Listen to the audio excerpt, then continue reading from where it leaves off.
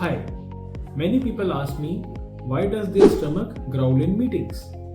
They mean, why does their stomach turn into a loudspeaker in a meeting? This is normal. This is known as Borborygmi. This is normal movement of fluid and gas in the abdomen.